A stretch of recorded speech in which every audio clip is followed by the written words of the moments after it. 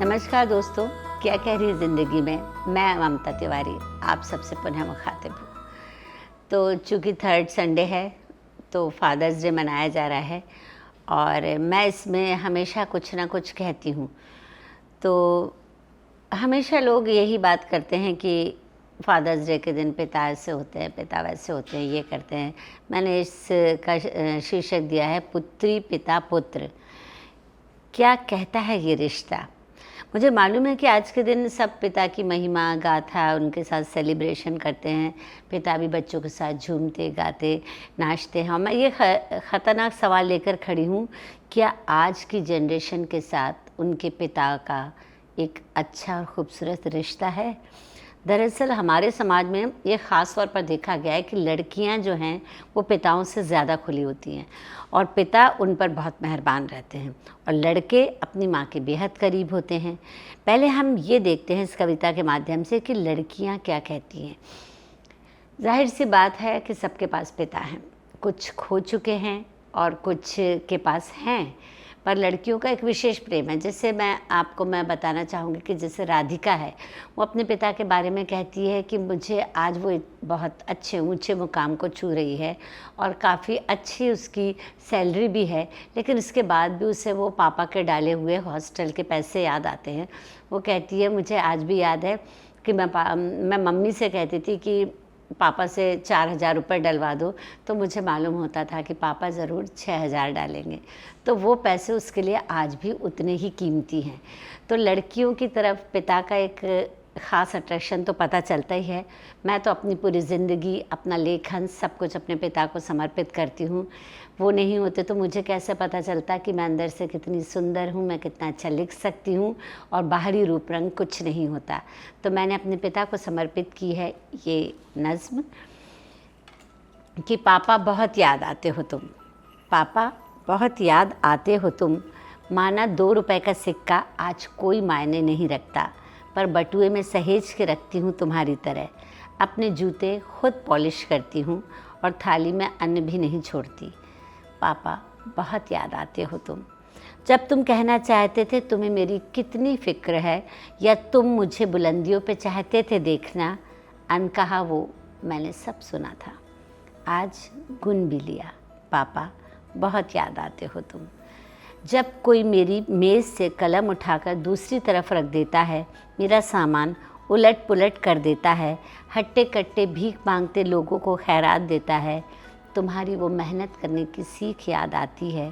पापा बहुत याद आते हो तुम, चाहते थे तुम अपनी लेखनी से, चाहते थे तुम अपनी लेखनी से आसमां पे चंद अक्षर लिखूं, उसी विश्वास की सीढ़ी पर चढ़ आधा सफ़र तय कर लिया मैंने। ये ठीक है, ये ठीक है, पहचानते हैं लोग मेरे नाम से मुझे, फिर भी चाहती हूँ स्वभाव में तुम्हारे जैसी दिखूँ। पापा बहुत याद आते हो तुम। तो ये थी पुत्री के साथ पिता के संबंध की बात। अब आती है पिता के संबंधों के साथ पुत्र की बात, और उस बात को बहुत छुपा के रखा जाता है, क्योंकि बहुधा क्या है, पिता से पुत्र छिटके हुए रहते हैं। ये जनरेशन गैप होता है, या जनरेशन गैप तो खैर माँ के साथ भी होता है, लेकिन पिता और पुत्र में थोड़ा सा फासला रहता है, थोड़ी सी दूरियां रहती हैं। तो इस पर मैं आपको कुछ प्रश्न उत्तर सुनवाना चाहूँगी। तो सुनिए ये प्रश्न उत्तर कैसे हैं। कुछ दिनों से मन अनबना था। बच्चे छुट्टियों में घर आए हुए हैं, काफी रौनक है घर में। पत्नी के चेहरे की खुशी छुपाई नहीं छुप रही। दौड़ दौड़ कर घुटने का दर्द भूलकर बच्चों के प्रिय व्यंजन बना रही हैं।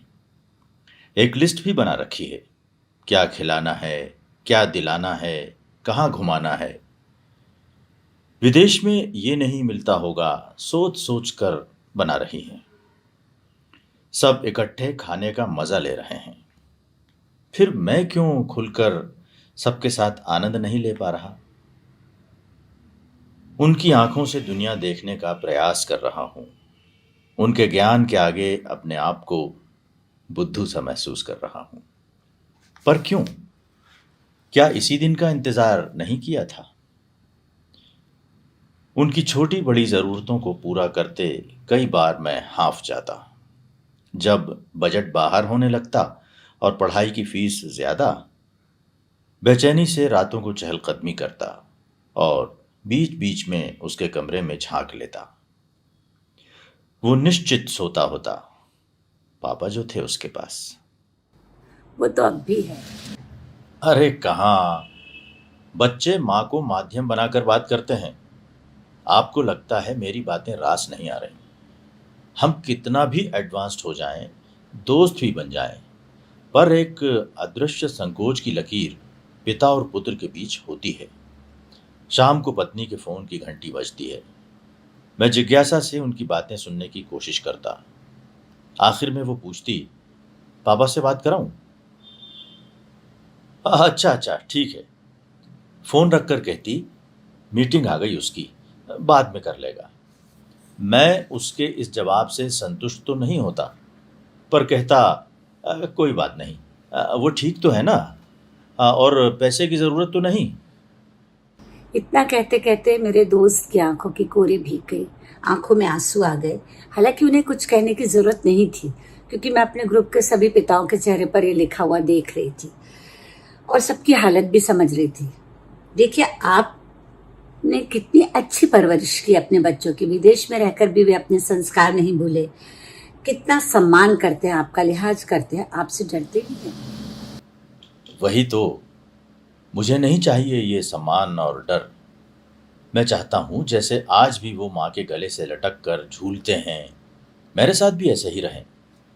नहीं, मैं पत्नी से ईर्ष्या नहीं कर रहा। मेरे जाते ही उनकी हंसी ठिठोली थम जाती है, शब्द गुम हो जाते हैं। मैं थोड़ी देर बैठकर चला आता हूँ। पत्नी ने ही बताया कि बड़े ने कोई लड़की पसंद की है। हम आज भी पहले की तरह मिलकर होटल जाते हैं। आर्थिक रूप से मैं सक्षम हूँ, बस इलेक्ट्रॉनिक चीज़ों को समझने में थोड़ा कमज़ोर हूँ। पर जब वो गैजेट मेरे हाथ से लेकर मुझे समझाता है, मैं मंत्रमुग्ध सा उसे देखता हूँ। हम दोनों की नज़र मिलते ही हम इधर उधर देखने लगते हैं। जब तक पेमेंट के लिए मेरा जेब में हाथ जाता है, वो कार्ड निकाल कर बिल दे देता। घर पर भी कुछ ऑर्डर करना चाहता, तब तक पार्सल आ जाता। बचपन से ही उसे ब्रांडेड कपड़ों का शौक है, जो मैं ही दिलाता। अब सोचता हूँ वो वहाँ भी कार्ड निकाल लेगा। अब सलाहें देने का भी काम नहीं कर रहा। मैं सच कह रहा हूँ, वो इतने सक्षम और अपडेट हैं कि मुझे मेरे स्वास्थ्य, लाइफस्टाइल, सेविंग्स के बारे में माँ से कहलवाते हैं। फिर आपको कैसा लगता है? शायद बहुत अच्छा। इसी दिन का तो इंतजार था ना आपको। फिर ये बेचैनी क्यों? जाने क्यों लगता है मैं कुछ अलग थलग पड़ गया हूँ। वो मुझसे दूर हो गए हैं। बाहों में भरना चाहता हूँ, वो पैर छूकर दूर हो जाते हैं। बचपन में मेरे गले लटक कर कहते थे, पापा आज आम लाना, या अब की फर्स्ट आऊं तो साइकिल दिला दोगे? आज तो मैंने उनके लिए अलग गाड़ी भी रखी है, ताकि जब वो घर आए तो उन्हें कोई कमी ना हो। लगता है उन्हें अब मेरी जरूरत नहीं है। तो क्या आप ये पसंद करते कि वे आप पर आश्रित होते और लोग कहते कि आपके बच्चे किसी लायक नहीं बने? क्या आपकी ऐसी तमन्ना नहीं थी कि वो आगे बढ़े और कुछ बने और कुछ करे? आपने पूरा जीवन उनके लिए बहुत कुछ किया। बस पैसे ही दिए, सब तो उनकी माँ ने किया। School, park, parents teachers meet, संगीत क्लास। मैं मानता हूँ बच्चों को जब पैसे की अहमियत नहीं थी, तब उन्हें मेरा वक्त चाहिए था। तब मैं उनके लिए पैसे कमाने में लग गया। वक्त उनकी माँ ने दिया। अरे पर पैसे भी तो आपने उनकी सहूलियत के लिए ही कमाए, इस बात का तो उन्हें अब एहसास है ना? हाँ, ये तो है। बिना कहे टैबलेट टेबल पर आ जाती है, डॉक्टर से अपॉइंटमेंट ले लिया जाता है। मेरी पसंद की बियर फ्रिज में रख देते हैं, कहकर पापा से कहना ये चखें। मेरे दोस्तों को 60वें बर्थडे की पार्टी दी। बस कह नहीं पाते ना, आपने दोनों के बीच में इतनी दूरी जो बढ़ा रखी है। आप एक दूसरे के आगे कदम ही नहीं बढ़ाते। अगर वो कदम नहीं बढ़ा रहा तो आप बढ़ा लीजिए। हाँ, शायद आप ठीक कहती हैं। और दूसरे दिन वो लगभग नाचते से मेरे पास आए। अरे, आपने सही कहा था, मैं गलतफहमी में था। रात मैं किताब पढ़ते-पढ़ते स्टडी में ही सो गया। वो आया, उसने मेरा कंबल ठीक किया, फिर मेरी पीठ से लगकर जैसा बचपन में करता था, गले में बाहें डालकर लेट गया। उसे भी एहसास था कि मैं जाग गया हूँ। मेरी गीली शर्ट उसके आंसुओं से भीग रही थी। मैंने कब कहा था अपने पिता से कि मैं उन्हें प्यार करता हूँ? हमारा किया हुआ ही प्यार और नज़दीकियाँ बढ़ाता है। धीरे से उसने मेरे कानों में फुसफुसाया था, आई लव यू पापा, आई रियली मिस यू। हम दोनों सुबह से पहले तक लेटे रहे। मैं गहरी नींद में सो गया। वो कब चला गया पता ही नहीं चला। सुबह सवेरे हम दोनों की नज़रें टकराईं और मुस्कुरा दी। हमने आंखों ही आंखों में पूछा और कहा, क्या कह रही है जिंदगी? मैंने कभी कहा तुमसे कि मैं भी डरता हूं? पिता को डरना मना है, पर हो जाता हूं चिंतित जब तुम बाजार से आने में देर कर देती हो, जब छोटू स्कूल बस के लिए सड़क पार करता है, या जब बड़ा ड्राइविंग करता है। घूमती है मेरी दुनिया तुम लोगों के इर्द गिर्द। तुम्हें पैसों की तंगी ना हो, जिस चीज़ पर हाथ रखो दिला सकूं। बस ये छोटे छोटे डर हैं मेरे, जो मुझे तुम्हारे करीब होने से रोकते हैं। मेरे अपने आंसू गिरने से मुझे टोकते हैं। परिवार के लिए ही जीता और मरता हूँ। कमज़ोर न लगूं तुम्हारे सामने, फिर भी कहता हूँ, तुम सबको खोने से डरता हूँ। हाँ, मैं भी डरता हूँ।